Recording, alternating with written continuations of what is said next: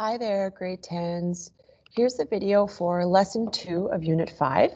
So technically this is kind of actually the first lesson of unit 5 because the last lesson we did, 5.1, was just a review of solving equations. We didn't actually get into unit 5 really. So today's kind of the first time we're actually going to look at what unit 5 is really about. This lesson today is a piece of cake and it's really, really quick, okay? I'm just going to give you a few definitions here, and then we're just doing one example, and we're done. So Unit 5 is all about relations and functions. Lesson 2 here is about representing relations. So the first thing we're going to do is we're going to define what a relation is and the parts that make up a relation. So the first definition I'm going to give you is for a set. Okay, so a set is a collection of distinct objects. So I'm going to write that in. A set is a collection of distinct objects. And I'm going to show you an example after to kind of define, to kind of explain what these definitions all mean. So for now, just copy it down, then I'll explain later. So a set, a collection of distinct objects. An element is one object in a set. Okay, and finally, a relation associates the elements of one set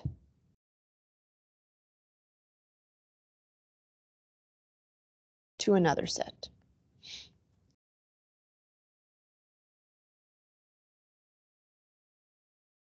Okay, so just get those three definitions down. Here, I'm going to explain to you 3 ways that relations can be shown, okay, or represented. And then we're going to do an example. So relations can be shown as ordered pairs. I'll explain later, but it's going to look something like this. 2 elements inside a bracket. Then another option is a table of values. Okay, and the third option is an arrow diagram, and we're going to walk through all 3 of these today. All right, so there's kind of the important terms there. You have 3 definitions and then 3 ways relations can be shown. And now we're going to look at this table and we're going to kind of break it down what I just explained. So consider the table below. Here's a table. And on the left-hand column, you have types of animals, so ant, eagle, snake, turtle, whale. And then on the right-hand side, you have their class. So you may have learned in biology, each animal has a class. So there you have Insecta, Aves, Reptilia, Mammalia. Okay? So if we look at these definitions up here, it says a set is a collection of distinct objects. So this right here is set number 1, and this right here is set number 2. Okay, so the column of animals is our first set, and the column of class is our second set. All right.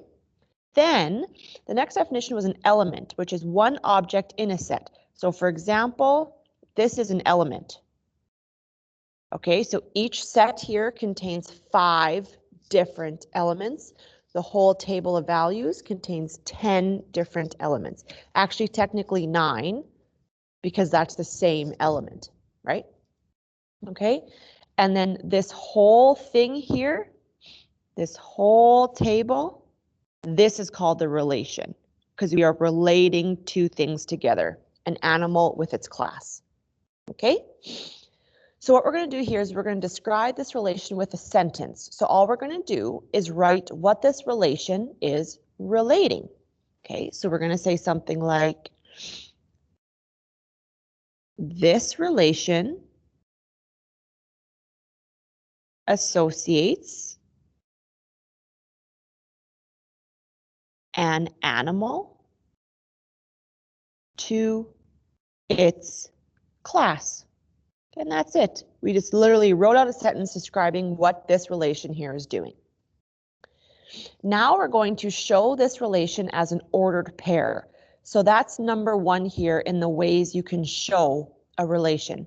So for ordered pairs, what you do is you're going to open a bracket and you're going to take the first animal, ant, comma, insecta. So we're just pairing up the animal with its class in a set of brackets. Next one, eagle, snake,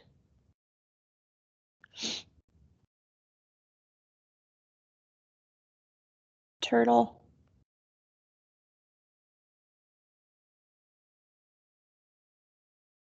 and whale.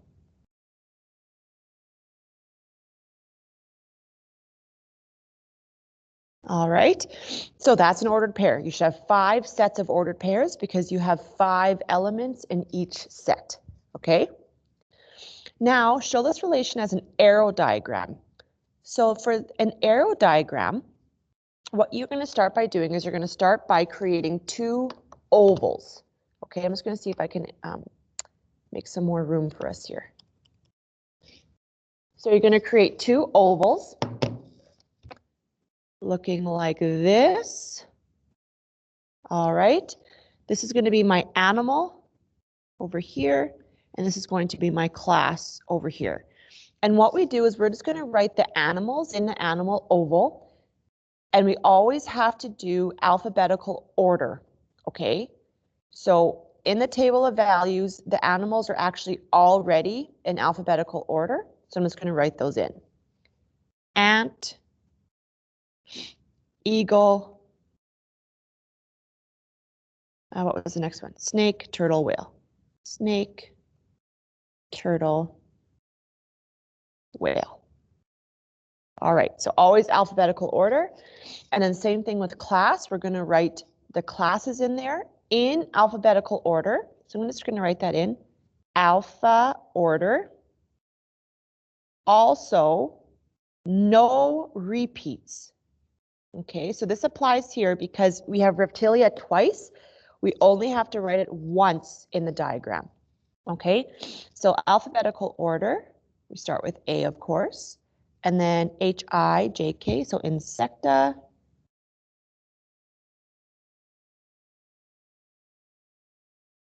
And finally, I'm going to end with reptilia, but only write it once. Now what we do to finish the diagram is we draw arrows relating them. So ant to insecta.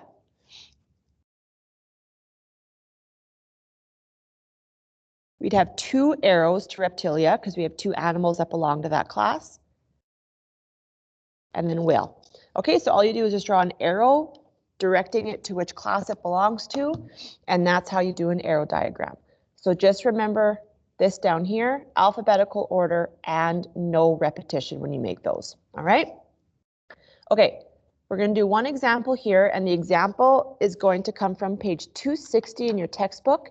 If you want to grab your textbook, you can. If not, that's okay. I'm going to explain what the example is anyway. But if you do grab your textbook, we're on page 260, and I'm going to do the example on the right-hand side of the page that's labeled Check Your Understanding. So I'm just going to read what it says. It says different towns in British Columbia can be associated with the average time in hours that it takes to drive to Vancouver. And then they give me a graph. In this graph, there's 5 cities or 5 towns listed, okay? And then with each town, it tells me how long it takes to drive from that town to Vancouver, okay? So the first question here is to make a table. So this is a table of values. A table of values is essentially always a T-chart, okay? Now we're going to relate the 2 things. So in this graph, I have the town listed in my x-axis, or my horizontal axis is town. And typically your horizontal axis will always be your left column in the table of values. All right, I'm going to write that in. Your horizontal axis was town. And then in the graph in the textbook they're giving me here, they have time as the vertical axis. So, whoops, that's not an M. Time goes there, and that's my vertical axis in the graph they give me. And now I fill in. So the first city or first town they give me in the graph is Horseshoe Bay. Horseshoe Bay. And then it tells me that the average time is 3/4 of an hour or 0.75 hours. Okay, and the graph gives me time in hours. I'm just going to put H there so we know we're talking about hours. So 0.75 hours, 3/4 of an hour is about 45 minutes. Next town is Lillooet, Lillooet.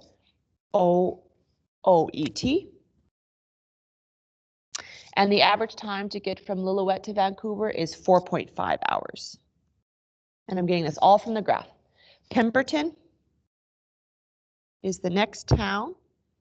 And the average time to get from Pemberton is 2.75 hours. Finally, or not finally, second last, Squamish. Squamish is exactly 2.5 hours to get to Vancouver. And finally, Whistler takes me 2.5 hours. Okay, so there, I have made a table of values representing that information, that relation. Done A. Now B, they want me to create an arrow diagram. So there's my oval, there's my oval, this is town, this is time. All right, now towns have to be in alphabetical order with no repeats. Okay, so the way the graph was laid out in the textbook, it was already in alphabetical order. So Horseshoe Bay, I'm just going to abbreviate Horseshoe Bay here. Horseshoe Bay, Lillooet, Pemberton, and Squamish, and finally Whistler. Now over here for time, just like we do alphabetical order, we have to do numerical order. Meaning I'm going to order my numbers here, smallest to greatest. So the shortest amount of time here is 0.75, that goes at the top. Then after that, it's 2.5, and I only write 2.5 once. Even though it's twice in the table, we don't put repeats in the arrow diagrams. Then 2.75, and finally the highest number or the longest distance is 4.5 hours. Now we draw our arrows. So Horseshoe Bay is related to 0.75. Lillooet is way down here at 4.5. Pemberton is 2.75. And then both Squamish and Whistler will get arrows to 2.5. Okay, and so this is a relation, as I said, relating a set of towns to a set of average distances or time it takes to get to Vancouver. Okay, and that's it. That's a pretty easy lesson. So it's just a whole bunch of ways of representing relations. All right, so your homework assignment is down there at the bottom, page 262, 3 to 6, and then also 9. And of course, as always, let me know if you have any questions. Good luck.